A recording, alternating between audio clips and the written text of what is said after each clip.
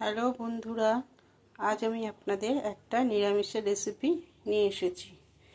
আলু কোয়াশের তরকারি আপনারা সবাই খেয়েছেন বড়া দিয়ে, কিন্তু এই বড়াটাই আমি আজকে একটু অন্যরকমভাবে করেছি। তো চলুন আপনাদের বলে দিই কীভাবে আমি এই বড়াটা করেছি। এই বড়ার মধ্যে আছে মটর ডাল বাটা, আছে একটা পাঁপড় ছোট ছোট টুকরো করে জলে ভিজিয়ে রেখেছিলাম 5 মিনিট, আর একটা মাঝারি সাইজের আলু সেদ্ধ করে নিয়েছিলাম।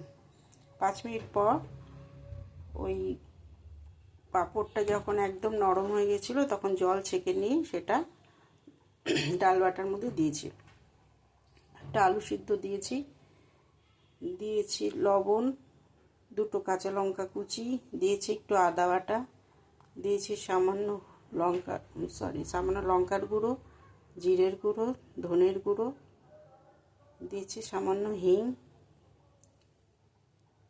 দিয়ে ভালো করে সবগুলো একসাথে মেখে নিয়েছি। তারপর আপনাদের পছন্দ মতো সাইজ করে বড়াগুলো ভেজে নেবেন। ভেজে নেওয়ার পর আলু কোয়াশগুলো তেলের মধ্যে দিয়ে সম্বার দিয়েছি জিরে, বড়াগুলো তুলে নেওয়ার পর তেলের মধ্যে দিয়েছি গোটা জিরে, গোটা গরম মশলা আর তেজপাতা সম্বার দিয়ে আলু কোয়াশগুলো তেলের মধ্যে ভালো করে নেড়ে চেড়ে টমেটো গ্রেট করে দিয়েছি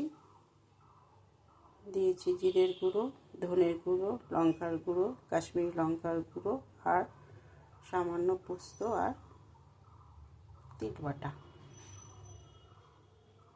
দিয়ে মশলা কষে এলে সামান্য জল দিয়ে ফুটে উঠলে বড়াগুলো দিয়ে আবার একটু ফুটিয়ে নিয়ে নামানোর আগে ঘি আর গরম মশলা দিয়ে নামিয়ে নিয়েছি। খেতে কিন্তু দুর্দান্ত লাগে। আপনারা একবার বাড়িতে অবশ্যই ট্রাই করে দেখবেন।